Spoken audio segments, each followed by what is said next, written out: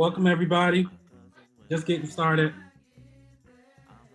Oh, yes, I'm going to enable that, the live transcription.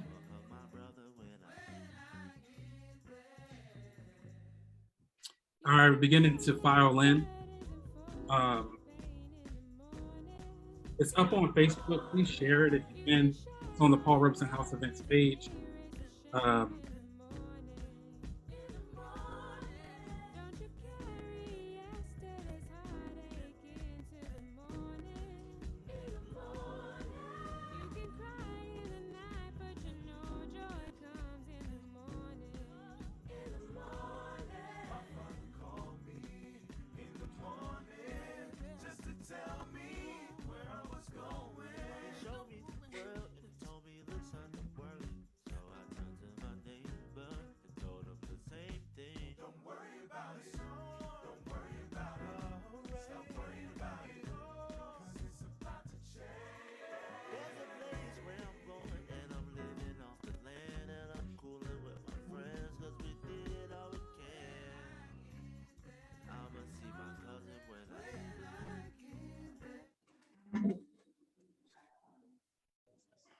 Just want to say hi to everybody as we get going today.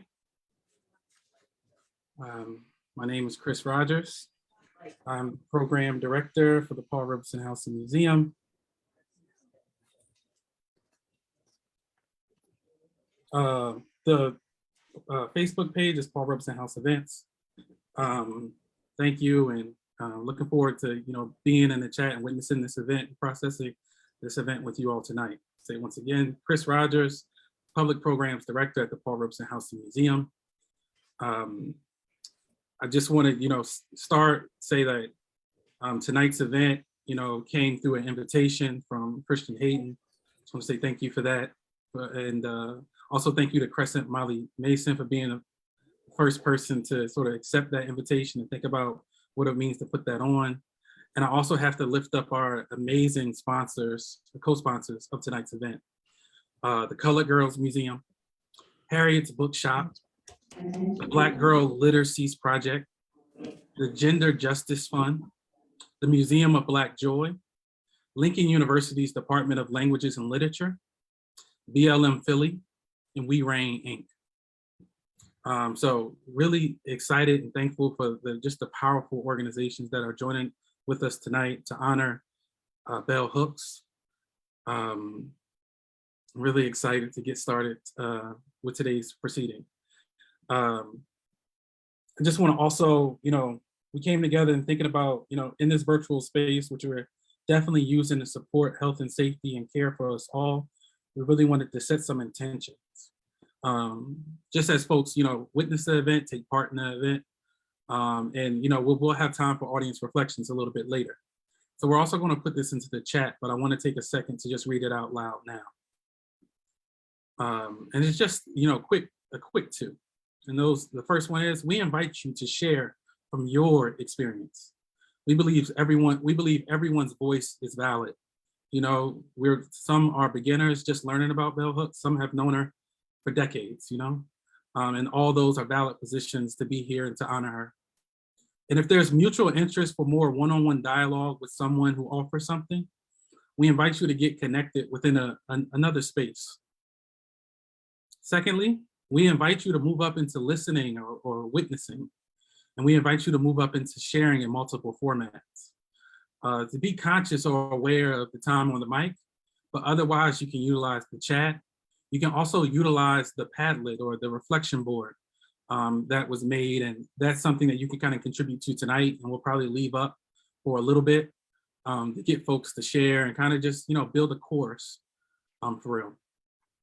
So just want to once again thank you all for joining us tonight, and to begin for our proceedings today. It's wonderful to reach out to an amazing local writer and educator to lead us in a ritual libation for tonight.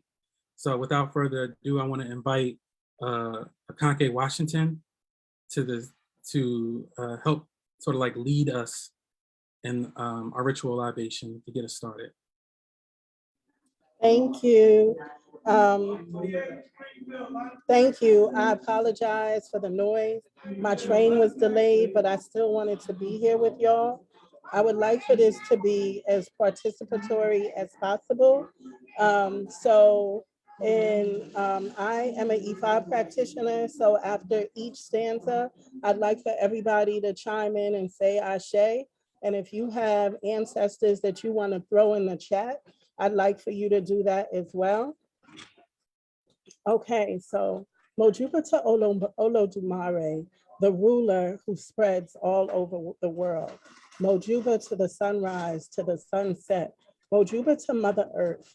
Mojuba to the Orisha, the Abosun, the Lawal, the Nkisi, the premortal divine beings. We give blessings, Mojuba, to our African ancestors, the first men and women of the earth, the mothers and fathers of civilization. We say Ashe. We give thanks and praise to our ancestors who dared to imagine a world built on the principles of Ma'at, truth, justice, harmony, balance, order, reciprocity, and propriety. We say Ashe and thank you for your vision. Mojuba to the ancestors who chose to build empire. We know all empires are held together by laborers. So we say thank you for the engineers, the farmers, the artisans, the teachers, the cloth makers, the women who run the marketplace with the babies on their back, the men who build homes and universities. We thank you for your labor. We say Ashe. Mojuba to the Africans who found themselves in the belly of a slave ship. Mojuba to the ones who chose rebirth as they jumped over. Mojuba to the ones who planned insurrections. Mojuba to the ones who survived. We thank you for your courage and we say Ashe. Mojuba to the Africans who arrived on unfamiliar shores, whether it was the shores of Jamaica, Haiti, Trinidad, Alabama, South Carolina, Bahia. We say thanks and praise to those ancestors who carried the drumbeat of Africa with them. We saw it in their gait, their rhythm. We taste it in their food, and they have passed it on to us. We say thank you for your memory. Mojuba to the spirit of maroonage, the maroons who dared to escape and build, to those who created liberated spaces wherever they are. We say thank you for your courage. Mojuba to our ancestors who have lived in service of the liberation of African people.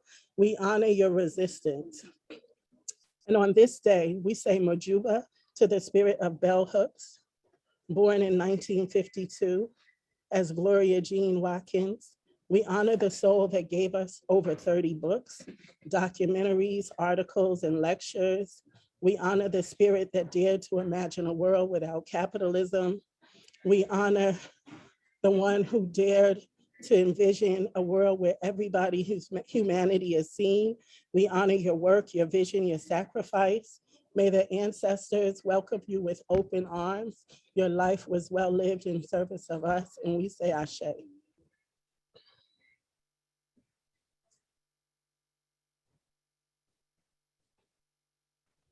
Ashe, Ashe. Thank you. Thank you so much for that grounding. Now we will just pass the mic to Crescent Molly Mason to offer some opening words. Thanks so much, Chris. Thanks everyone for being here. I wrote a little something. I'm feeling kind of nervous, so I'm just letting everyone know. Okay. The first thing I want to say is that I'm a philosopher. And I say that for a couple of reasons, especially here in this space. One is to excuse what I cannot say, or to explain that I generally need more time to say the things that I need to say, and to hope for grace and for patience to be able to say the things that I want to say in the ways that need to be said eventually. The other reason is that that's how Belle always introduced me to people. This is Crescent. She's a philosopher. She would say it with this like smile and this grin on her face. It was so mischievous and so devilish. It made me feel so honored to be called that by her, to be in conspiracy with her against imperialist, white supremacist, capitalist patriarchy, to dance with her, to collude with her, to be in community with her, to be a friend of hers, to have her as a mentor, as a teacher, as a love. I knew bell hooks, as I'm sure others of you here also did. And I can say that I honestly believe we came to be friends and that she considered me a friend. I came to know her most deeply when I worked at Berea College in Berea, Kentucky from 2015 to 2018. I was there teaching as an assistant professor of women's and gender studies at what is now the Bell Hooks Center. At the time, it was not the Bell Hooks Center, and Bell, though affiliated, didn't actually even teach in my department really. She held court in her home, and she held court at the Bell Hooks Institute, which she founded in Berea, so that she would not become one of the countless Black women thinkers who pass away without her legacy protected. During the time I was there, I had the honor to get to know her, and I don't really have the capacity right now to fully give an account of knowing her.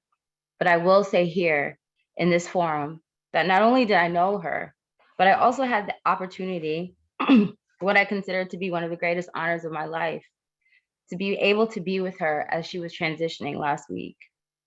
I was given the gift of being able to spend time with her in her last hours from her sister, Dr. Valerie. I also want to call in the names Linda, Adanma, Beth, Shane, and Kevin as the community of others who also afforded me this gift. So what I want to say here is that I want everyone to know that the last time I saw Belle was the day before she passed. And the only thing I could bring myself to say to her over and over and over again was, we love you. We love you. We love you. We love you. We love you. We love you. I snuck in some I love yous, but mostly it was important for me to say, we love you, because as she moved into the next iteration of her life, of her consciousness, I wanted her to feel all of us here with her. I wanted her to feel all of the love that I know everyone in this room is bringing here. I wanted her to know the ways in which she changed our lives. I wanted her to know that we actually read all about love and we've memorized the definitions. We know that love consists of care, affection, recognition, respect, commitment, trust, as well as honest and open communication. And we know, as she borrowed from M. Scott Peck, that love is the will to extend oneself for the nurturing of one's own or another's spiritual growth. Knowing this, we can truly say with full hearts, we love you. And I could say with a full heart, we love you. So that I was able to do that, again, is one of the greatest gifts of my life, one that I will be thankful for forever.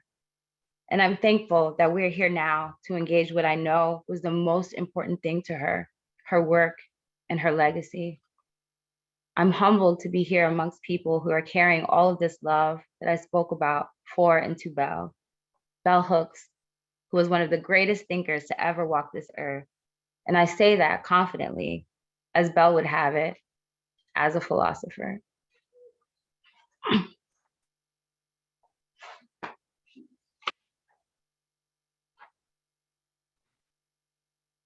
Thank you so much, Crescent, for being our opening reflection today. We're now going to move into a series of featured reflections from some of our co-sponsors, beginning with the Colored Girls Museum and Vashti. Thank you so much for that. I hope this is an appropriate segue to what you've graced us with. I know Bell Hooks through her work. So I'm going to open by saying this, and then she was a writer, and there's nothing that I can say that is more profound than what she has had to say about what's been most important about her work. When we honor our ancestors, we honor ourselves. We honor our divinity. We connect with the holiness which is in all of us. We honor love. When I was a child, and hopefully you'll recognize these words of Bell Hooks, it was clear to me that life was not worth living if we did not know love. I wish I could testify that I came to this awareness because of the love I felt in my life, but it was love's absence that let me know how much love mattered. I was my father's first daughter. At the moment of his birth, I was looked upon with loving kindness, cherished, and made to feel wanted on this earth and in my home. To this day, I cannot remember when that feeling of being loved left me. I just know that one day I was no longer precious. Those who had initially loved me well turned away. The absence of their recognition and regard pierced my heart and left me with a feeling of brokenheartedness so profound, I was spellbound. Grief and sadness overwhelmed me. I did not know what I had done wrong, and nothing I tried made it right. No other connection healed the hurt of that first abandonment, that first banishment from love's paradise. For years, I lived my life suspended, trapped by the past, unable to move into the future. Like every wounded child, I just wanted to turn back time and be in that paradise again, in that moment of remembered rapture, where I felt loved, where I felt a sense of belonging. We can never go back. I know that now. We can go forward. We can find the love our hearts long for, but not until we let go grief about the love we lost long ago. When we were little and had no voice to speak the heart's longings. All the years of my life, I thought I was searching for love. I found retrospectively to be years where I was simply trying to recover what had been lost, to return to the first home, to get back to the rapture of first love. I was not really ready to love or be loved in the present. I was still mourning, clinging to the broken heart of girlhood, to broken connections. When that mourning ceased, I was able to love again. I awakened from my trance and was stunned to find the world I was living in, the world of the present, was no longer open to love. And I noticed that all around me, I heard testimony that lovelessness had become the order of the day. I felt our nations turning away from love as intensely as I felt love's abandonment in my girlhood. Turning away, we risk moving into a wilderness of spirit so intense we may never find our way home again. I write of love to bear witness, both to the danger in this movement and to call for a return to love. Redeemed and restored, love returns us to the promise of everlasting life. When we love, we can let our hearts speak.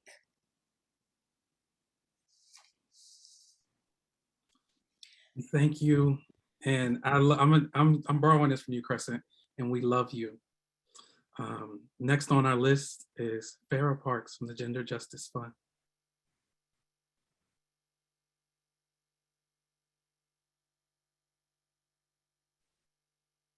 Good evening, everyone. I just want to say thanks to the organizers and for putting this together, and also for inviting me to be a part of it. And I'm still sort of getting over Crescent's introduction. I also lost someone close to me recently, and so I'm a little verklempt, but so bear with me. As I said, my name's Farrah Parks. I'm the executive director of Gender Justice Fund, which is a local funding organization in Philadelphia. And I say this because I've spent a lot more time thinking about and reading bell hooks in the past 2 years than I had ever before, because this is an organization that works to further gender justice, but in a larger context of social and social justice movements. And, I think there is still this tension between race and gender, and a lot of Black women feel they need to be Black first. And just, I feel like there's also a conversation about, for Black queer folks, that's also a thing that comes up. And one of the things that I find most powerful about bell hooks is that Bell taught me that I am as equally Black as I am female. And so when people say feminism is for white people, bell hooks said, no, feminism is for all of us. And I think, a lot of people sort of reject Black women who I consider feminists. Many of them don't consider themselves feminists because because feminism as it was defined in the 70s was so white, and maybe use terms like humanism or womanism, and Bell Hooks was like, no, feminism, you're doing feminism wrong. Let me tell you what feminism is. And I put something in the Padlet, is it Padlet that it's called, Chris? That where you can see that what we shared from Gender Justice Fund when she died, but I want to read the whole quote for you because to me this is just so important. She wrote, "To me, feminism is not simply a struggle to end male chauvinism or a movement to ensure that women will have equal rights with men.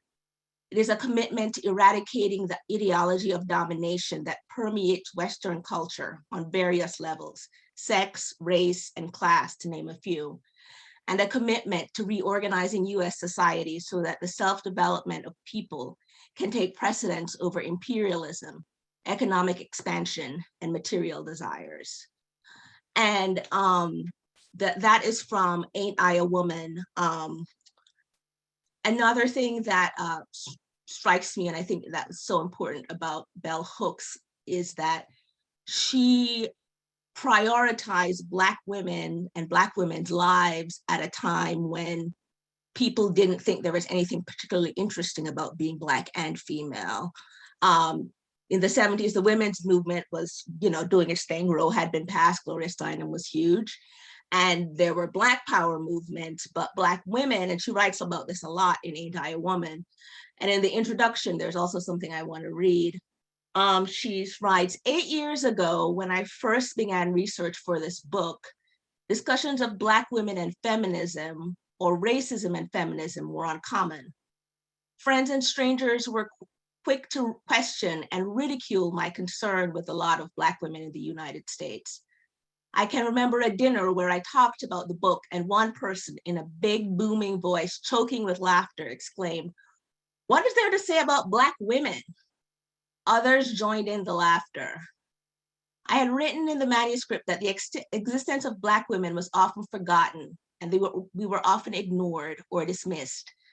And my lived experience as I shared the ideas in this book demonstrated the truth of this assertion.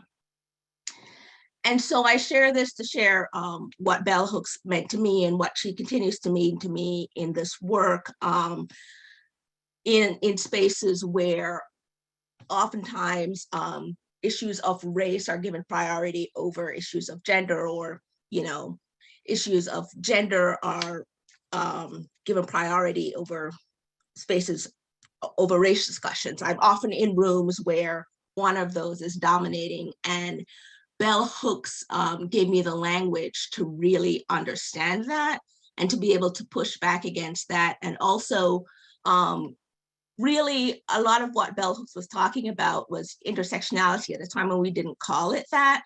And when Kimberly Crenshaw, this is no shade to her, she totally credits Bell Hooks and the Combahee River Collective and those folks with sort of this thinking. But to me, Bell Hooks's words and her thinking is very alive. It's very real. It's very palpable in how I move and operate as someone who is in a funding organization that has a very long white history, being the first person of color leading the organization. And my former board chair was the first Black person to be on the board. And stepping into a space that tends to be dominated, the issue of gender in the foundation world anyway, tends to be dominated by white women. But Bell Hooks's words and thinking really helped me think about and navigate that space. And for that, I am forever grateful to her. Thank you so much, Farah. I love this, chorus, and keep remembering, we thank you and we love you. Next up on our list is Barrett Rosser from the Black Girls Literacies Project. Thank you for joining us. Hello, everybody. Poem. Help is what she said when she awoke from her nap. It was right around the time when the sun and earth closed its gap. As the blue sky of the day shows her yellow warmth of what is to be night, her emotions run wild in anticipation of some sign that she'll be all right. Help is what she said just as the tears started clouding her sight.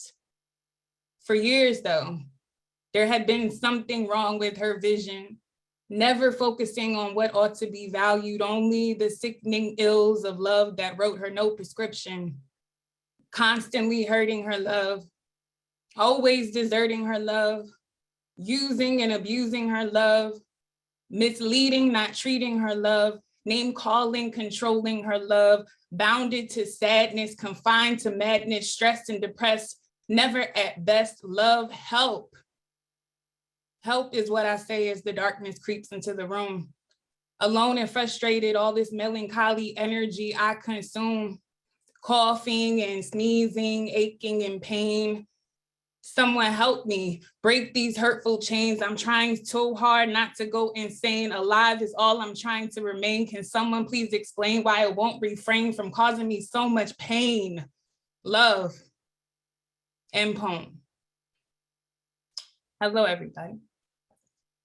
I am Barrett Rosser.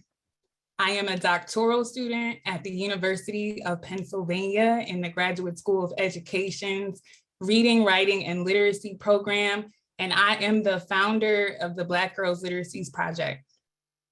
The Black Girls Literacies Project is a collaborative space for adolescent girls ages 13 to 18 to use literacies to articulate and practice self-love. I remember painfully writing that poem at 16 years old, trying to desperately make sense of love myself. And after over a decade of teaching here in Philly, I noticed that my work, especially with Black girls, has always in some way come back to love. Like, we were all searching in some way. We were all using texts, all the texts of our lives to figure out how to love, how to create space, how to make time to be, how to return to or cultivate Black girlhood that was taken from so many of us.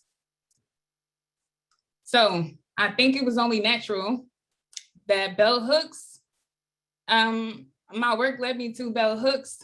She inspires me to live my life in praxis, which is often messy. She inspires me to live my life in poetry. And I knew it was real when she landed on my altar last year, next to my mom. It's her words for me. Her words feel like poetry that make her immortal to me. We get to be in conversation with her always. Her words are gifts. She is the gift. And I'm so honored to speak here and be here with you tonight to honor her and to be in conversation as you've likely gotten closer to love through her work. So I'm gonna end with some quotes that were really inspiring to me. Love and abuse cannot coexist.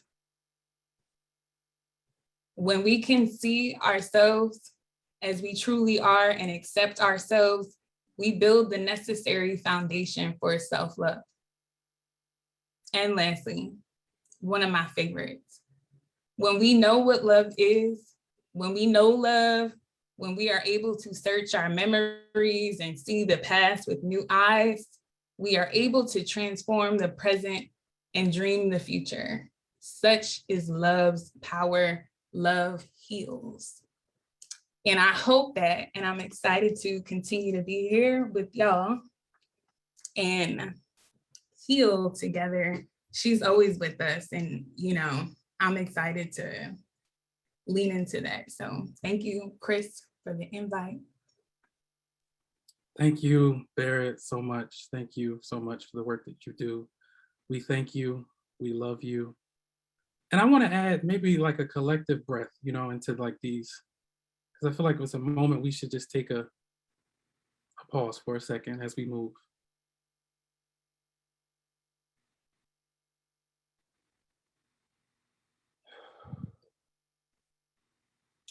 Next, on our featured reflection list, Tawana Jones Morrison, Dr. Tawana Jones Morrison of weREIGN Inc. And I am ready to provide you the floor. Thank you. Thank you. I just first want to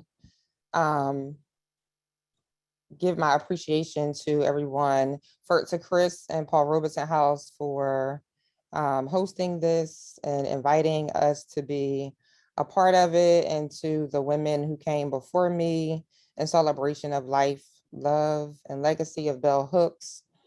I come to Bell Hooks from the perspective of education. In 1994, when I graduated from high school, my yearbook said that I was going to be a teacher. And that is exactly what I journeyed to, spending my entire career thus far working in the school district of Philadelphia, and very much like Barrett, finding myself always in space with Black girls, so much so that when it was time to do my doctoral work, I originally started with a plan for focusing on Black boys, and through divine intervention, I ended up doing all of my work centered on the lives of Black girls, and particularly Black girls who live in Philadelphia. And so when I say I come to Bell Hooks from education, what I mean is that my very first introduction to Bell Hooks was through her writing and her teaching about what it means to educate. So I said I graduated from high school in 1994. And in 1994 is when Bell Hooks published Teaching to Transgress, Education as the Practice of Freedom. And when I went back to reflect on that book and my reading of that time, I was in conversation earlier today and saying that I thought of all of these ideas that I had on my own.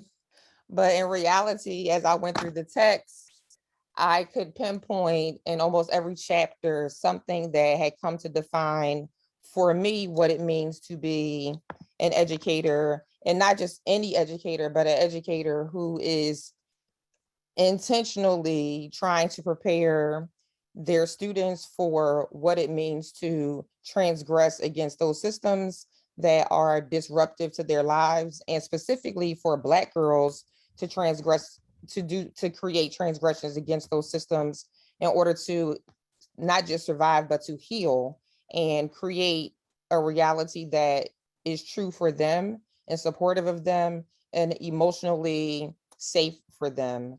And so my work has brought me to actually creating an organization that is designed to provide Black girls with the skills that they need in order to be advocates, activists, and organizers in their community. And so as I'm talking about the work of Bell Hooks and highlighting her words, the slideshow that you're looking at is just an example of the work that we do in order to help Black girls move from spaces where they don't feel seen and heard and acknowledged to spaces where they are the only voice in the room and their ideas are the only voices that matter. And it's important for these spaces to be created. And in order for me to do that, I also myself as a Black woman have to be self-actualized. One of the things that I took away from Teaching to Transgress is that the classroom remains the most radical space of possibility in the academy. And while my girls aren't in the academy, many of them aspire to be, and educational spaces are often reflective of what that academy looks like and feels like. Bell Hooks said that she celebrates teaching that enables transgressions, a movement against and beyond boundaries. It is that movement which makes education the practice of freedom. And for me, if I'm not able to create an opportunity for my girls, the girls of the world, Black girls of the world, to determine what freedom means for them, then I'm not doing my job as an educator. I've had to step outside of the classroom in order to ensure that I can create spaces where liberation is what is the goal. And so I just want to leave you with thinking about this. If you are an aspiring educator, if you are currently an educator, if you know an educator, take them to bell hooks. Engaged pedagogy means that teachers must be actively committed to a process of self-actualization. And she focused on mind, body, and spirit that promotes their own well-being if they are to teach in a manner that empowers students. And so there's no way that we should allow or can allow people in front of our children who have not even taken a look at the ideology, the beliefs, and what is the practical nature of the work of bell hooks in terms of creating educators who are educating for freedom. I can only hope that when I am no longer here, the girls that I work with will be able to identify me as one of those educators. And I can only hope that those educators that I work with will strive to do the same.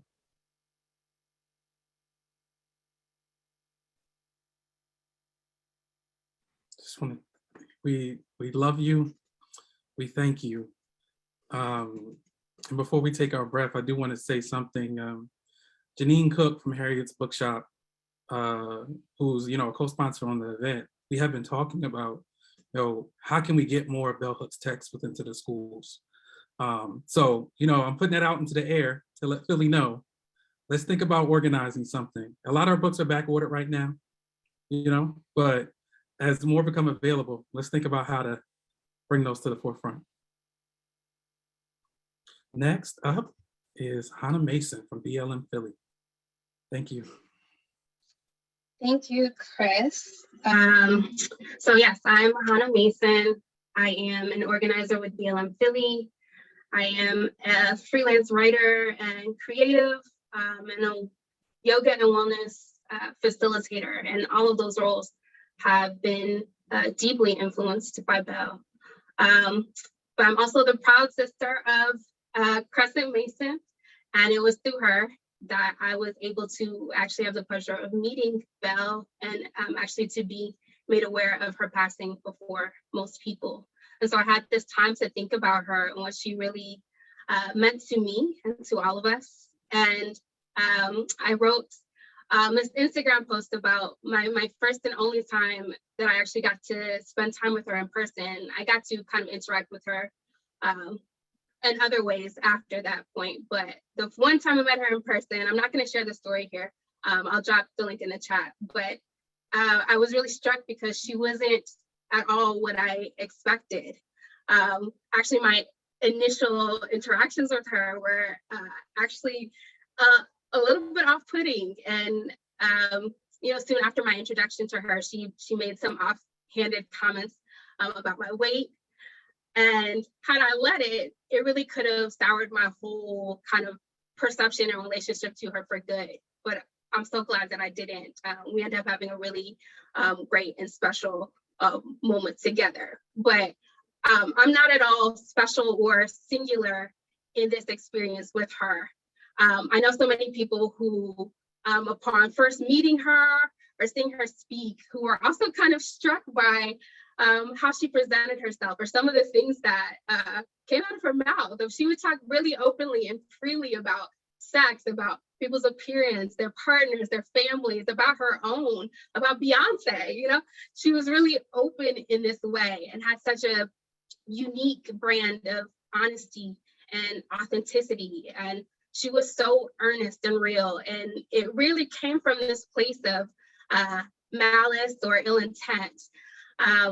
But she didn't owe us to be an icon or this role model or this celebrity public figure in ways that we might have, expected or tried to dictate of her.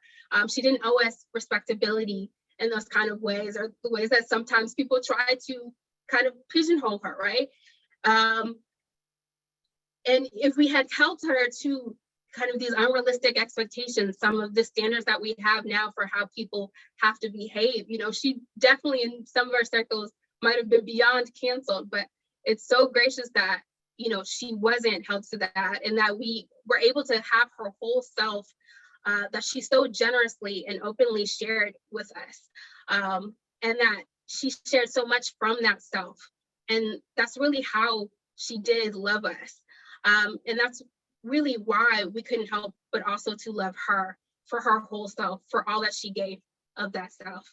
And so I just really wanted to thank her for being that self, for being an example of what it is to be your full self in the public sphere, to be a public intellectual, to be a Black woman, and to be fearlessly who you are. And may we all love and be loved in ways in which we never have to lie or hide. And may we recognize that the love we so long for is within us and within each other. May we continue to choose to love. And we are so just lucky to have such a fierce and righteous and loving ancestor in Belle. So thank you, Belle. We love you, and Ashe.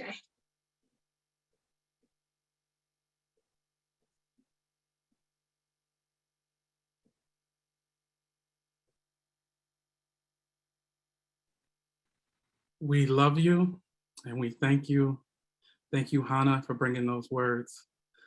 Kristen, how you doing? All right. You know, we're now approaching the opportunity where we're going to be inviting, you know, folks from the audience to share. And I want to sort of reinforce our, you know, intentions that we set. And also, I want to, for a second, showcase what's been happening on the Padlet. Farah mentioned it earlier, but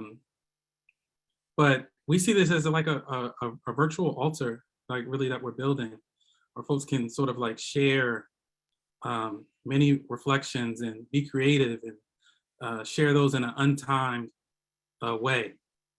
So I'm loving seeing what is being built here, loving seeing how we're adding to it. The link that I put in with the intentions has access to it. We can continue to build with it. I knew Andrea would love it. Andrea, you do so amazing virtual artwork, but okay. We'll continue to build this and keep this open for a while. But now, you know, we're going to take a moment to just begin to collect, you know, from folks. And the way that I sort of do it is if you have something you would like to share, we're thinking about like 2 minutes each. You could just say, you know, stack into the chat and we'll give you space. So I see De Silva, I know I can get that right. Vinicius, I'm hoping. We'll come to you in just a second. But we're inviting others. I see you, Inzadi. I mean, talk about poets. Okay, I don't want to put nobody on the spot. And all right. Yeah, so it looks like Vinicius, if you would like to go ahead and open us up for reflections from the stack.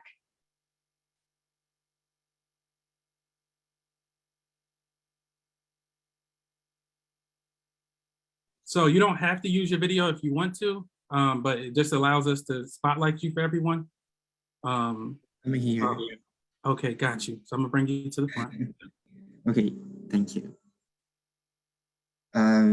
I would like to share, firstly, one thing that I wrote for Bell Hooks this morning. I'm Vinicius, I'm from Brazil. I'm a Brazilian student of fine arts in Federal University of Rio de Janeiro. I first met Bell Hooks when I was 17 years old, and Bell Hooks gave me gave me the words that I was willing for to name the oppressions, to name my own subjectivity, and to move toward the otherwise world. Always that I say something about Bell Hooks, I remember of the final phrase from Bound Black, one of her autobiographies, where she speaks that now she is building building this dark Bound Black inner cave where she was making a world for herself.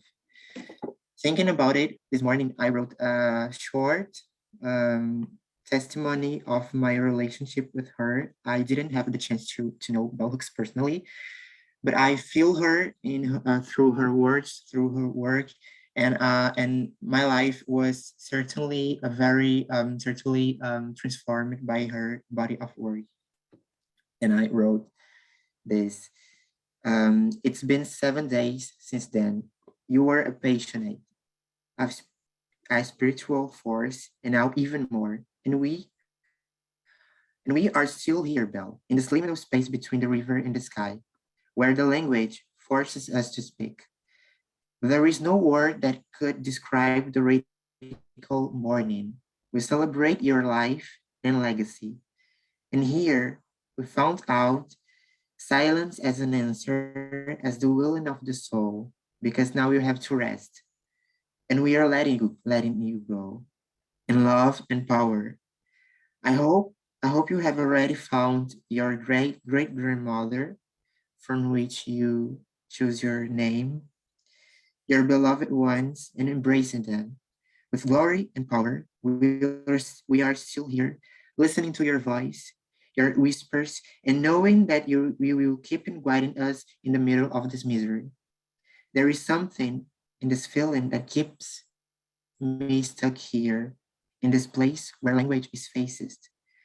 I know your soul has found the desire of eternity, but we also know that after this long path moving beyond pain, after your glorious legacy, our souls will not forget that the path to heal, that the path toward healing shall be glorious. Thank you, Belle. Love you. Thank you. Thank you so much. Thank you so much. I love the song. We are still here, Belle. We love you and we thank you.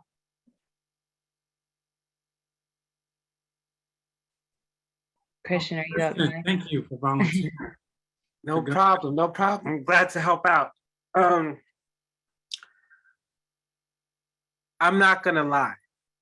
I am not very well read in bell hooks, but one of my favorite memories and challenging moments in college was reading the essay, the film criticism, Whose Pussy Is This?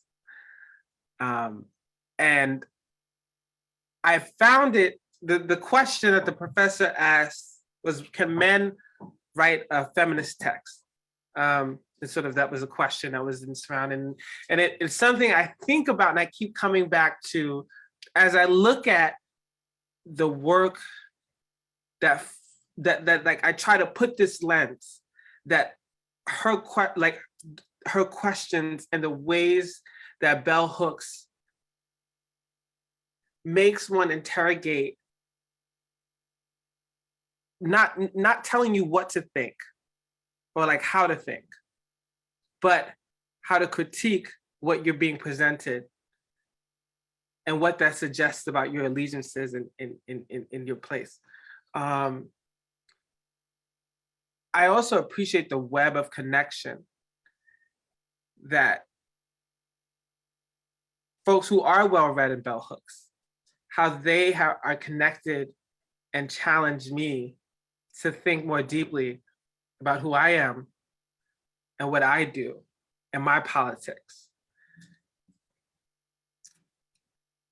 In March, and this is kind of when I talk about that web, a friend of mine was teaching the Toni Morrison novel, The Bluest Eye, and we looked at Charlie. She invited me to come to talk about Charlie, to talk about toxic masculinity.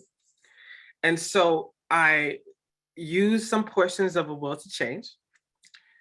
And then I went back to the text to look at these examples of how Charlie masculinity was established. And it was, I never forget when the kids were like, oh, I didn't catch that the first time I read that. I didn't make that connection. And I think about, and I was like, oh, this is what our purpose is with each other. is that we're in conversation constantly. Yes, I'm gonna do better. I loaned out All About Love to someone I wanted to love. I got through most of A Will to Change, right? But because I'm in community with Crescent, because I'm in community with Chris, because I'm in community with Hannah, because I'm in community with Janine, Andrea, that her work and her thoughts are constantly flowing through us and towards me and towards our greater understanding and building of greater possibilities. So I hope that made a little bit of sense. And I'm eternally grateful for her work. Thank you, Christian. Thank you, and we love you. The will to change, that's a good one. Man in the room. Who's next? I'm saying, y'all gonna be here. Yep, Stack. Here we go, Mia. It's on you. Come on, y'all better give it up for Belle. I'm not playing. Y'all better come out here and say what you need to say about my girl now. I'm not playing. Y'all better stack it up. Stack it up. All right, let's go. Thank you, Crescent. I didn't prepare anything to say, and I could be here for hours, and I won't. But I lived across the street from Bell Hooks and Bria for a year, and was very excited to be her acquaintance and like go to events at the Institute. And I was like always trying to make sure I had no meetings ever during any event, because I was like, what am I doing here if I'm not going to be at the Institute for every event? Like, I'm trying to live a good life. I'm going to be there. And there was once it was like completely packed, and Dr. Valerie was outside helping, and she was like, there's only standing room, and sort of there's like this back kitchen area, and I had my like big backpack on for some reason. And I was with a friend, and she was like, okay, I'm going home. And I was like, no, please, can I come in? And so I was standing there with my backpack in the back, and it was like completely packed. And I was like, there's nowhere on earth better to be. I'm in the exact right place. And then I became friends with Belle in my last about a week before I moved. And just one of the most amazing ways that the universe came together for me. And I would sweep the mulberries from the mulberry tree on the walk to her house. And I would sneak out from work when she wanted me to sneak the mulberries during my last week. And she said she had thought about cutting them down, because these mulberries, like, you know, you get it on your shoes and then you get in the house, it's this whole thing. And she was like, but someone told me you can't just cut the tree down. Like, that's not what we're here for, to just because it's outside of my house, I cut it down. And so I would think of that, like sweeping the mulberries. And as I was getting to know her, I was getting the mail or something. And she was like, did you know I was eccentric? And I was like, oh, before you knew me? And I was like, oh yeah, I mean, I went to the Institute, remember? I knew you were eccentric. And she was like, no, before that. And I didn't know what to say. And so quickly I was like, well, I read your books, yeah. And she was like, a lot of people say that. And I've been thinking about that since. And I don't know that I really did know she was eccentric before knowing her. And of everyone I've ever met, I think she genuinely is eccentric in the best way. And I love how much she delighted in that about herself. And that a million things about her forever changed me, but that is one I think about a lot. And she was very quick to say, I love you. And I was quick to say it back. And it was completely true in a way that I don't know I've ever had so fully, so quickly. And that feels perhaps connected to that question, did you know I was eccentric? And I'm not sure how, but that's where I am for now, and just really grateful to be here with you all. Thanks. Thank you. Thank you so much. Thank you. Thank you, and we love you. And let's celebrate our eccentricity for sure. Michelle. Hi, everybody. I'm just so excited to be part of this community tonight and seeing some old friends and in this space. With her passing, I reviewed, and I'm sure many of us have gone back and reviewed and became reinvested in some of her work. And there was always this theme of love and acceptance and putting in the work. And really defining what love is. And so one of the things that really stands out to me is this piece from All About Love, the new vision piece. And I was thinking about the practice of love offers no place of safety. We risk loss, hurt, and pain.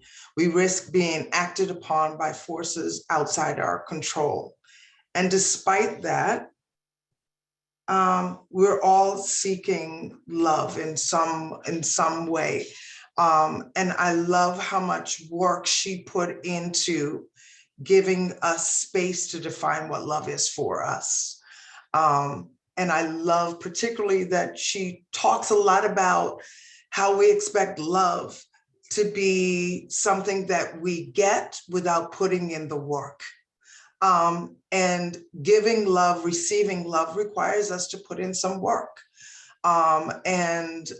Whether that is overcoming some of the challenges that are inherent with intimate love, friendship love, we must put in the work if we find value in that person. And so I've been really reflecting on her words and reviewing some of the pieces that I have of hers all about love, because there was such an outpouring of love for her with her passing. And it just re-engaged me in my thoughts about what is love?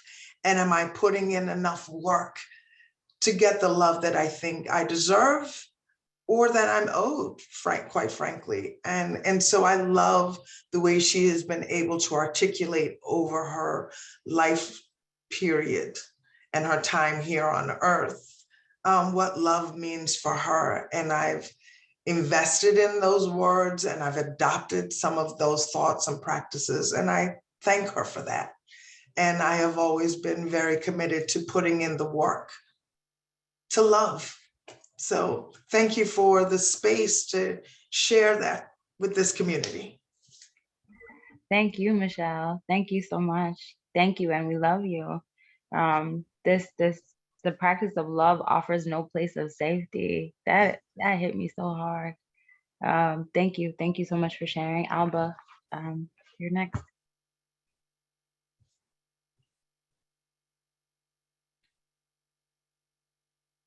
My bad, Alba. That was my fault. I got you now. It's okay, Chris. Hey, everybody. Thank you. This is so beautiful. This is everything I've been waiting for, to honor Bell Hooks. I have a confession. Bell Hooks was the first Black woman that I got into like 110%. And I felt guilty for a while of like, how come I haven't read Black women before? Duh, school sucks, right? And so she put into words everything I had been feeling all of my life in schooling that never mirrored my ways of being or my knowledges. You know, when I heard the white supremacist, imperialist, capitalist patriarchy, I was like, that's exactly it. That's exactly it, right? And it's also ableist, right? And it's also homophobic, and it's also transphobic. It's also really hateful in other ways, intersectionality. And so she just made everything so precise for me. And it was interesting because in grad school, it was like, we just got pieces of Bell Hooks, right? Introductions to people's papers, you get introduction to books or little pieces here and there, but I hadn't gotten like a huge piece. And so my first Audible book ever also was Bell Hooks's Teaching to Transgress. And it validated me in so many ways. I've been teaching since 2006. I've done birth through college forever. And Bell Hooks put it this feeling of being unapologetic, you know, being I can't even say that word, unapologetically, right? Fighting as best we can in all the ways. You know, I recently saw passing around the, you know, in different social media, the interview. There's been so many. And she's straight up, right? She says, I don't give a fuck about Beyonce, or, you know, she says in a lot more polite way, in a lot more PG way. Sorry about that. But I love that about her. Like she just like, that's it. She didn't have to be nice, right? That like, that's not her personality. Nice is fake, right? She's real. She's 110% like raw and real.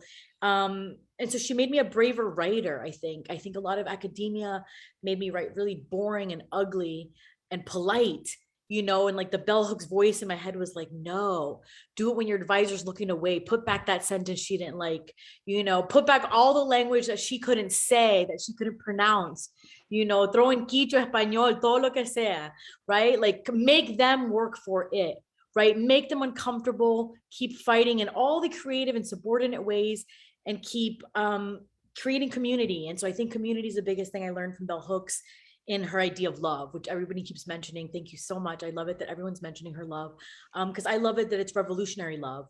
You know, I love that the way she thinks about love is so far beyond the dimensions that TV ever shows us, right? That we can't find in a lot of books. And so I love it that she gives us this like multifaceted, multi-layered, temporal, spatial, like, right, like dimensions, like puzzles and puzzles.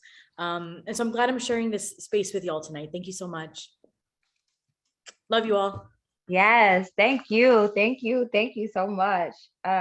Yeah, fighting all the ways that we can, all the ways that we can, all the ways that we can. Thank you so much. I also, Belle believed in just speaking truth to power. That was not just mouth talk. That was like a real sort of deep ontological sense of speaking truth to power, you know? And here we have another person who believes in the same thing, Crystal. Good evening, everybody. It is really so, I don't even have the words to describe what it means to be here in this kind of virtual community around Bell's Hooks' work and impact on all of our lives. And, you know, I wasn't planning to say anything tonight, but I felt moved to do so for a few reasons. One reason is that, you know, I can't express very well how stunned I was to hear about Bell Hooks passing. Not because I think any of us, certainly not myself, takes for granted that people will always be here with us, right? Like we are living through just such a profound time of grief and loss. But I was stunned specifically because I realized in that moment, both how much Bell Hooks has been so foundational to who I am and how I exist in the world. And in that moment, I also realized how much I had taken Bell Hooks for granted. I don't know if this is an experience that others of you felt. Similar to how Tawana, you mentioned, you know, ideas that you held, you know, thoughts that you have, you forgot how Bell Hooks shaped those thoughts. And I found myself having that experience around like how I approach being an educator. There's no, I would not exist as an educator. I don't even know if I would have thought there's anything worthwhile about being in the academy in a university context if I hadn't read Bell's thoughts on education as a practice of freedom, as a space of transgression, right? That there is hope and radical possibility in the classroom, right? She gave that to so many of us. So many of us are here because of that, right? I thought about how much conversations about love and healing animate our current political moment. Would we have that without Bell Hooks' work? Have we credited Bell Hooks for centering love and care and community and Black women in community with each other. Like, I don't think we have the past 7 years without that critical praxis and thought. And I'm really moved by the fact that we ought to have, and we can choose to appreciate Bell Hooks more for this indelible mark she's made, I think, on all of us in a way that really, I don't think has been appreciated. And the other thing I was thinking about and why I chose to stack is that I was actually thinking about how I came to Bell Hooks' work. And I became very curious about, I'm actually very curious to hear, like, specifically how others came to Bell Hooks' work. I came to Bell Hooks' work in a college class my sophomore year. It was the first class that I ever had that was taught by a Black woman educator. It was a course called The Politics of Experience. I think it was like Women of Color Feminism or something like that was the subtitle.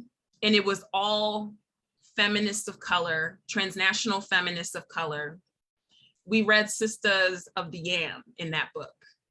And it would be a book that I would go on to read in community spaces with, other Black women that I was in community with. And I began to think of my 18-year-old self and how reading Bell Hooks' work in particular helped me literally pull together pieces of myself that I was not aware were alienated from each other. I very much understood myself as a Black girl, but I don't think until I came across and encountered Bell Hooks' work did I begin to understand and enter a journey of understanding myself as a Black woman. And it was actually my reflecting on that as I was listening to you all that I remembered that with a group of other women of color students, we created an anthology called Women Writing in Color that I have not looked at in 15 years. It's been on my shelf for 15 years and I have not looked at this in 15 years. And I'm not gonna read it. I promise I'm not gonna read it.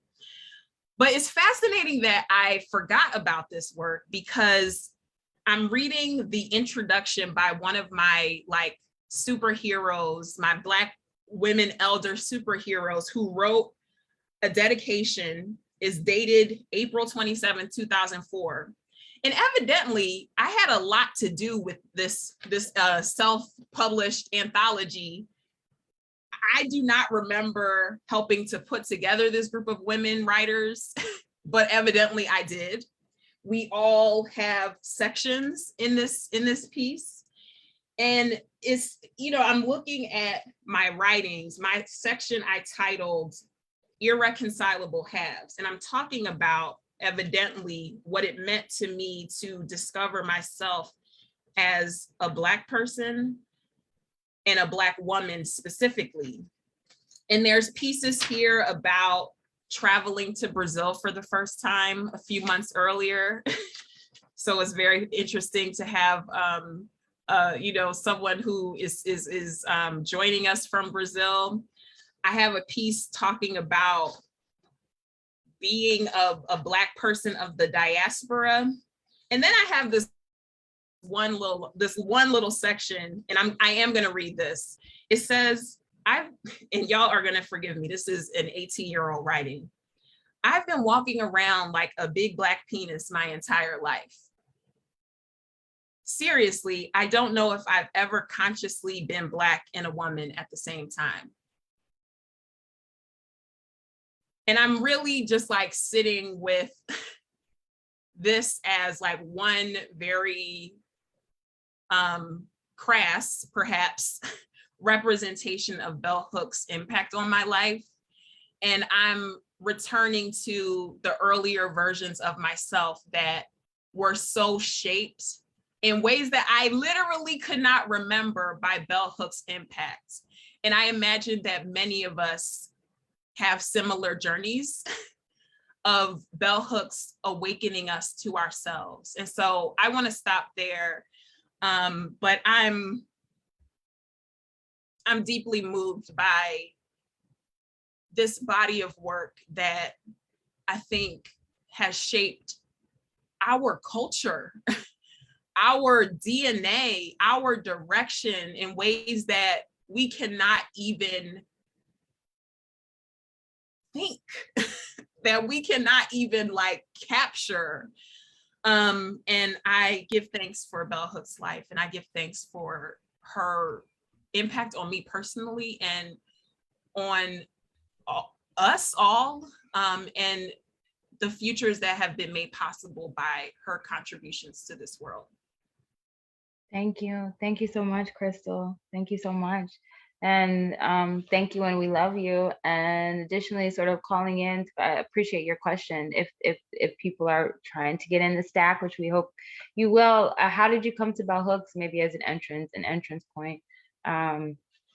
Now we are thankful for reflections from Nzadi. I'm not sure if I'm pronouncing your name correctly, but let me know.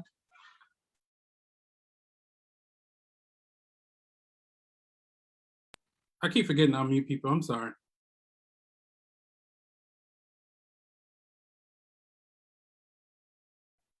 You all right? Okay. Can y'all hear me now? Yes. Thank you. Yeah, sorry, I wasn't sure if I was supposed to unmute or you would do it. So I'm very pleased to be here. And again, thank you to the organizers. So I came of age a bit earlier. So when I came of age at Temple University, taking poetry courses with Sonia Sanchez and riding on a bus trip my mother organized to go see some interesting play we had never heard about called For Colored Girls Who've Considered Suicide When the Rainbow Is Enough, that was playing in New York City, and not understanding that I was part of history in doing that, right, in 1976. So, I guess that's just backdrop to the fact that I've spent my life being a Black person, a conscious Black person, and an unapologetic Black person and woman through some periods when that was not popular, that was not cute, that didn't pull the fellas, that didn't endear me to women who might have been my friends. It's been a long road of sometimes being an oddball, for believing that I had a right to be who I was. And so I was way into adulthood when I met bell hooks. I don't really remember exactly when, but I know that I was working at a nonprofit organization that was an educational program for back in the days of welfare to work. If anybody remembers that, in the 90s, I was teaching women in Kensington how to write and how to be better readers so that they could go on to either go to community college or apply for jobs with some confidence. And I was reading Freire in order to help me learn how to teach these women.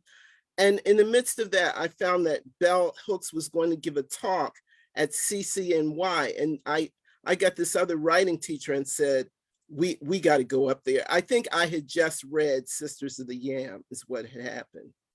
And we journeyed together. We're two married women with kids, all of them boys, by the way. And like, so for us, like bell hooks was like the sun breaking through clouds.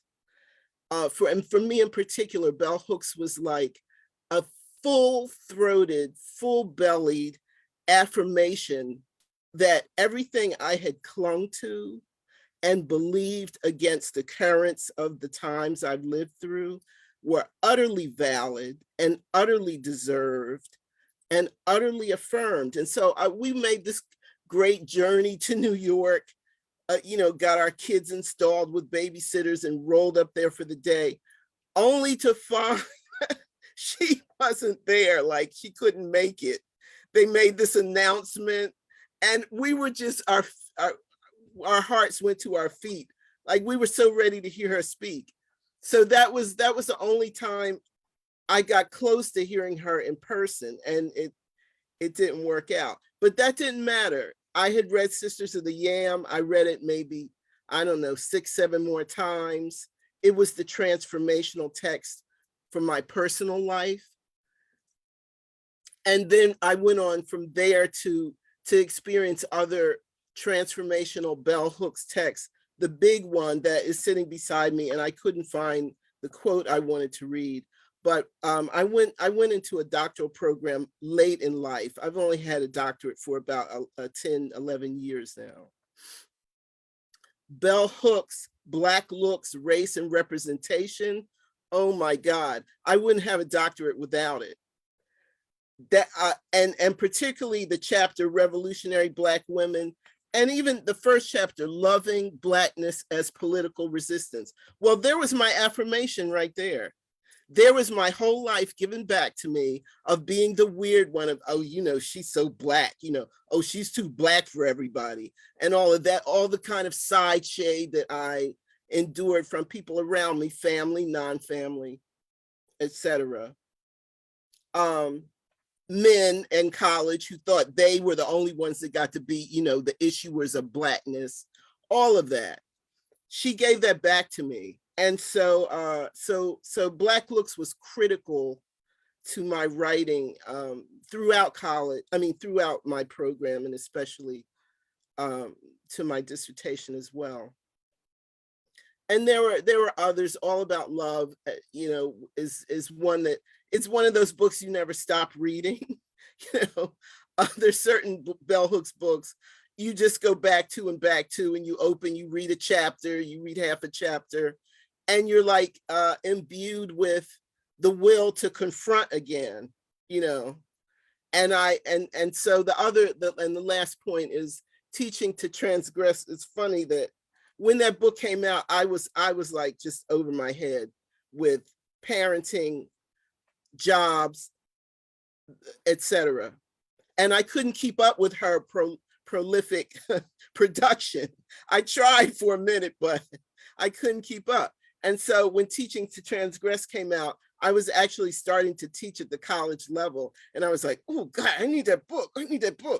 And it was several years before I actually got to read it, and only to be affirmed again, because I had been doing the kinds of things that she talked about. I work at a PWI, and I, for 7 years, I was the only Black person in the building, and one of like 3 at the institution. So, I sort of always looked at this like, okay, so I guess my white folks ministry here is to, turn out some folks who are, ready to confront the world they inherited. And I used to tell my students, so get used to me, first of all. And second of all, you're bemoaning the fact, you're a white person. I'm like, what kind of white person do you want to be? Is the fundamental question. You're not, I said, you of all people are unconstrained. Make your damn decision. Be the kind of white person you want to be, okay? And so bell hooks informed my teaching without even knowing, that like she was the backdrop. And so once I actually read Transgress, I was just like, it was like the leash was off, Anything I wasn't saying before, I was out the window. I just ran the classroom at another level of, ferocity, because she had my back. So that's all I had to say. I'm just grateful to be here like all of you, I'm kind of, I mean, I think this last thing is like the devastation was profound. And like when I got sort of on my feet again, the only thing I could think was because she passed with almost within a week of Greg Tate's passing. Mm-hmm. And like to lose two pillars of cultural criticism like that makes you feel like, you know, like you've been knocked off your feet. But at the same time, I said, so, you know, but look at what she left us though. She'll never leave us. Mm-hmm. She'll never leave us because of all of that. Yeah. And so, and that, and then, you know, the opportunity to be with people is part of the healing. So that, because we got way too much work to do, y'all. You know? Anyway, thank you so much. Love you. I know that's right. Thank you so much. Thank you. And we love you. I love you said bell hooks is like the sun breaking through the clouds. It's so beautiful for many of us and for all of us. Thank you. Up next, Bettina, thank you so much for being here. Thank you for having me and for organizing this space. It's so important to be able to be outside of like my own feelings of loss and one's own feelings of loss and grief, particularly for someone who meant a lot to so many different people in so many different ways. And so I guess the question of the moment, that's, you know, how were you introduced to bell hooks? Like, of course she was like this icon of feminist, of Black feminist thought, because my feminism was always Black. But I don't know, Crescent, you might also remember the trips that she would take to Spelman. So like annually she would come to Spelman and visit the women's center there. And that was, you know, the first time that I got to meet someone who was like that well known and like this kind of luminary, and who I'd only imagined I'd know through a book, and who was like so extremely very real, like a real person, and you know, just and not, and when I say real, like not only living in the land of their own words, but kind of in the world with us, so able to speak frankly about sex and like life, and I mean, which I get is also kind of how she wrote too. And I think that set up for me the like an idea of who I would want to be as a teacher, if I were to be a teacher, or who I'd want to be as a writer, which I knew in some sense I wanted to be a writer. And so yeah, she has that kind of incredible, she's like a beacon in that sense. And I've been talking to some other folks who do feminine, you know, Black feminist studies, people who are like in the academy, outside the academy, who talk about, well, mostly in the academy, we're talking about how, like a lot of you have referenced, there's a way that she is so foundational to a lot of our ideas. And then we get disciplined out of really citing her and making it clear that she is so foundational. And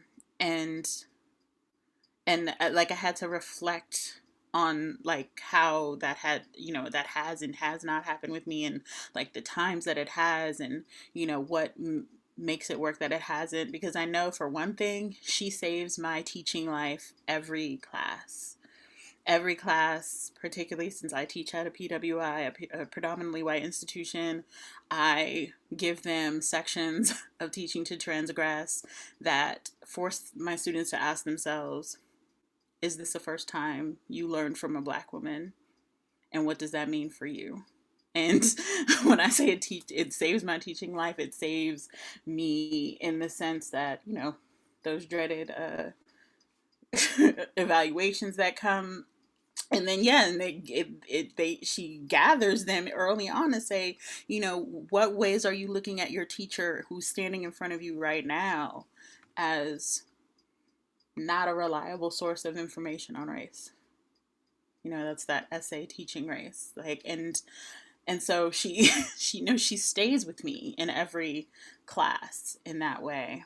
And you know, for my own like intellectual life, she was some of my first forays into a Black feminist visual cultural criticism with Out on My Mind. Like, that was kind of, I carried that with me. It was like in my bag all the time throughout grad school.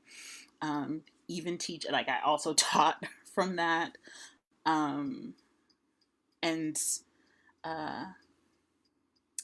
Feminism for Everybody also kind of put the concepts around feminism in a perfect capsule for me, and especially when I was teaching students, so that it made it clear to me that being a feminist is not the goal. Like, doing the feminist work was the goal. And so it brought into, like, I think that's such an important foundational like way to understand the work that we're supposed to be doing, or the work that we call ourselves doing. And it reminds me to ask myself, am I doing this feminist work correctly, rather than, you know, proclaiming myself as a feminist as an identity. And so I teach my students that, like, let's not worry about who is calling themselves a feminist, even when they are calling themselves a feminist.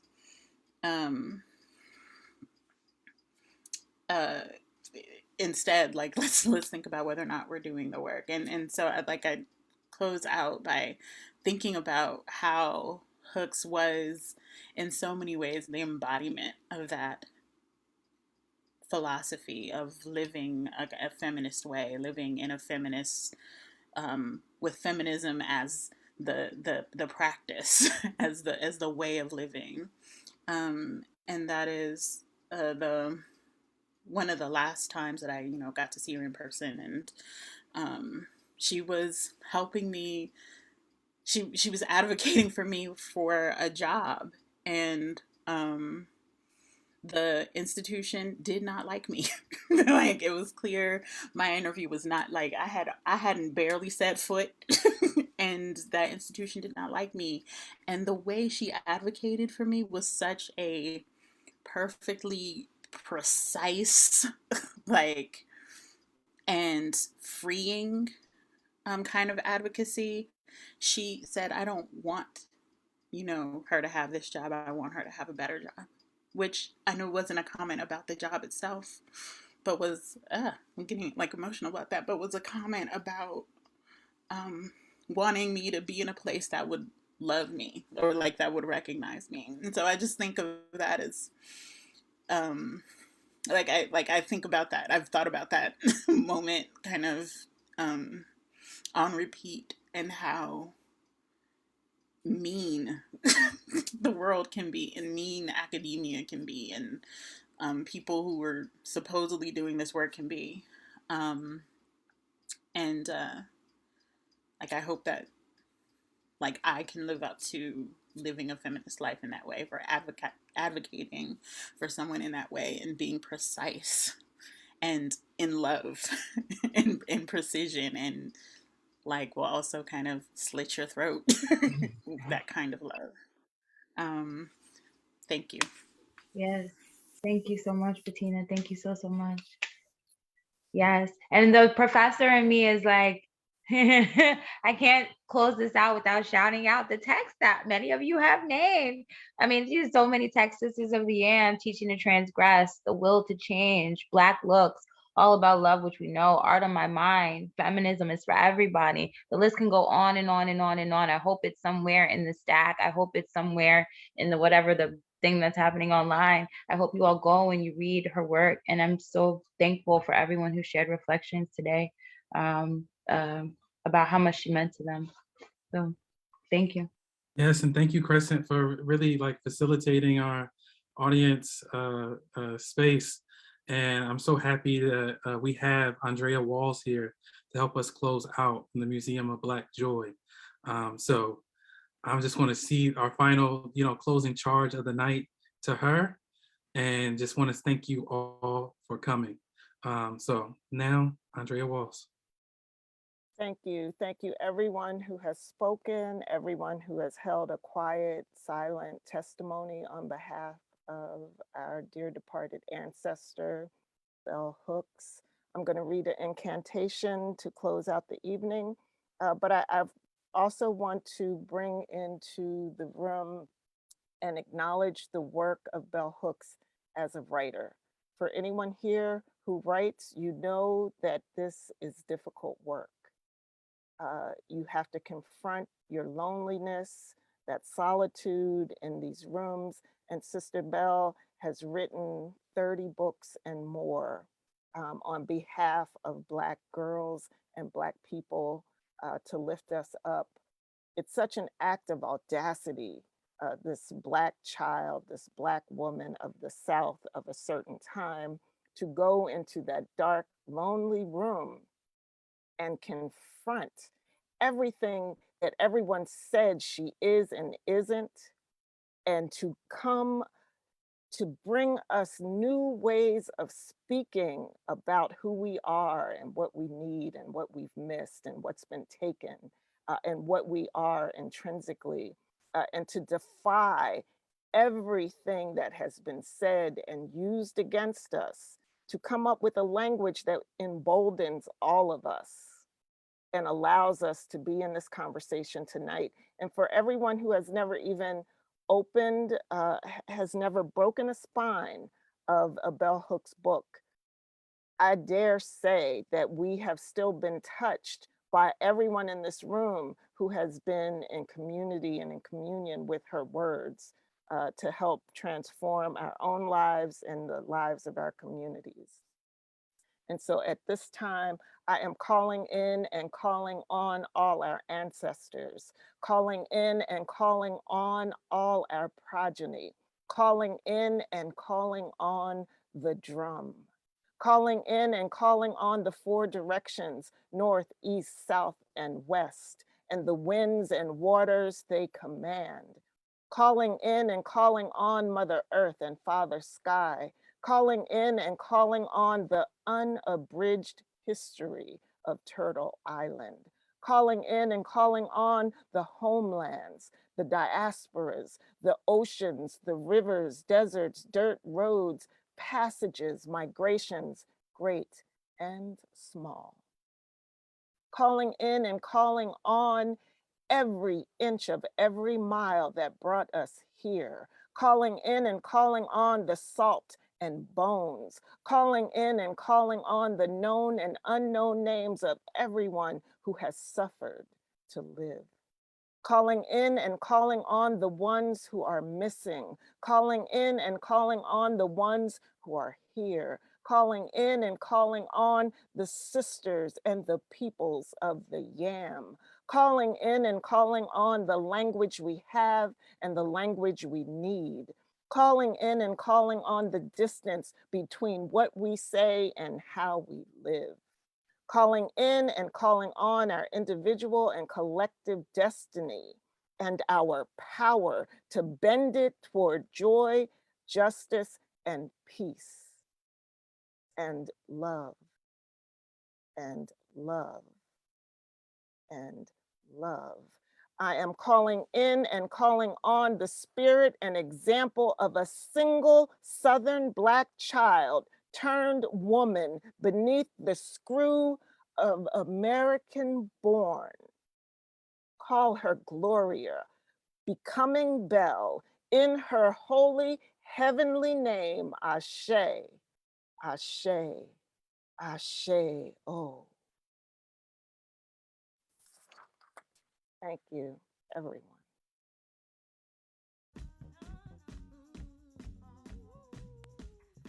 Thank you so much, Andrea, closing us out tonight. Yes, the tambourine. Yes. Everybody get you a tambourine for your next Zoom call. Yes, and the black and white. Don't forget about the black and white. That's swagging too. Thank you all for joining us this evening. I see y'all organizing out there.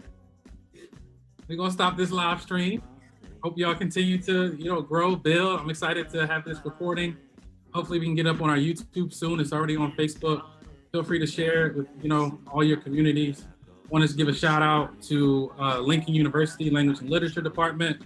I think we're gonna try to organize a reprise of this sometime in the spring with Lincoln. We'll talk about that. Shout out to Harriett's Bookshop. We're gonna continue figuring out how to get these books into the young people's hands. Thank you, Crescent, for really leading the way here, and to really all our co-sponsors. And it's just a beautiful community that we have called into being, that Bell Hooks has called into being. And we're happy to do this work from the Paul Robeson House Museum. To step into something, just before the holiday. I want to wish you all a safe, healthy, restful, rejuvenating holiday. See you all in 2022. We got some new events on the horizon. We'll see them soon. And everybody have a great night.